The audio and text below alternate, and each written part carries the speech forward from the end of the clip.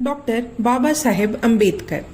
भीमराव अम्बेडकर समाज के प्रति अपने कार्यों में इतने व्यस्त हो गए थे कि वह अपने घर परिवार वालों की तरफ जरा भी ध्यान नहीं दे पा रहे थे। उनकी पत्नी रमाबाई काफी लंबे समय से बीमार चल रही थी, जिसके बाद मई 1935 में उनका देहांत हो गया। पत्नी रमाबाई के देहांत से भीमराव पर बड़ा प्रभाव पड़ा।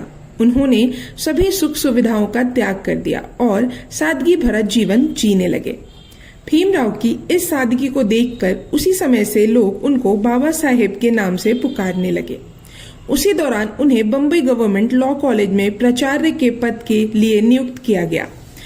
पढ़ने पढ़ाने में ध्यान देने के कारण अम्बेडकर धीरे धीरे अपने दुख से बाहर आ गए और वापस से पहले की तरह सामान्य जीवन व्यतीत करने लगे। सितंबर 1935 में नासिक जिले के येवला स्थान पर अंबेडकर ने येवला सम्मेलन की अध्यक्षता की और दलितों को हिंदू धर्म त्याग कर दूसरा धर्म अपनाने को कहा। येवला सम्मेलन में उन्होंने स्पष्ट कहा कि वे धर्म परिवर्तन कर रहे हैं। पत्नी की मृत्यु के बाद यह पहला अवसर था जब डॉक्टर अंबेडकर सार्वजनिक सभा में पधारे थे। इस अवसर पर उन्होंने सफेद वस्त्र पहन रखे थे। इसी सम्मेलन से उनको बाबा साहेब वाले नाम से ज्यादा प्रसिद्धि मिली और सभी लोग उन्हें डॉक्टर बाबा साहेब अम्बेडकर के नाम से भी जानने लगे। भीमराव शुरू से ही ब्राह्मण और पूंजीवाद के विरोधी थे। बम्बई में 1936 के चुनाव होने वाले थे।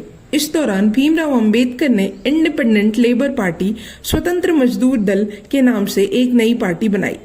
बम्बई असेंबली से 175 सीटों में से 15 सीटें अछूतों के लिए सुरक्षित थी। अंबेडकर को 17 सीटों पर चुनाव लड़ने का अवसर मिला। फरवरी 1937 को चुनाव संपन्न हुआ तो 17 में से 15 सीटों पर इंडिपेंडेंट लेबर पार्टी के प्रत्याशी विजयी रहे। इस जीत से अंबेडकर काफी प्रसिद्ध हो गए। अब वे अछूतों के साथ साथ मजदूरों के भी नेता माने जाने लगे। जुलाई 1937 को बम्बई कांग्रेस मंत्रिमंडल का गठन हुआ। एक सरकारी बिल द्वारा अछूतों के लिए हरिजन शब्द का उपयोग किए जाने का प्रस्ताव रखा गया। इसका विरोध दलित जाति के नेता दादा साहेब गायकवाड़े और डॉक्टर भीमराव अम्बेडकर ने किया। अपना विरोध जताने के लिए अम्बेडकर ने असेंबली में शांति मार्च किया। मई 1938 में डॉक्टर भीमराव अम्बेडकर ने बम्बई गवर्नमेंट लॉ कॉलेज के प्राचार्य पद से त्याग दे दिया।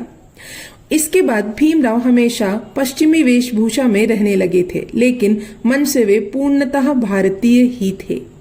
सन 1942 में कांग्रेस पार्टी भारत छोड़ो आंदोलन के चलते पूरे देश में लोकप्रिय हो गई। उस समय कांग्रेस की आलोचना करना खतरे से खाली ना था, किंतु अंबेडकर ने उस समय भी एक पुस्तक लिखी और प्रकाशित करवाई। उस पुस्तक का नाम था गांधी जी और कांग्रेस ने अछूतों के लिए क्या किया।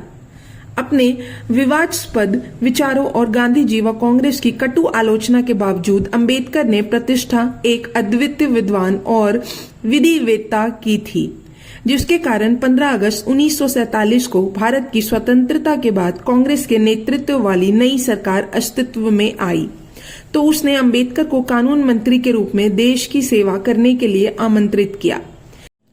इस आमंत्रण को अंबेडकर ने स्वीकार कर लिया। डॉक्टर भीमराव अम्बेडकर नेहरू मंत्रिमंडल में शामिल हुए तथा स्वतंत्र भारत के पहले कानून मंत्री बने।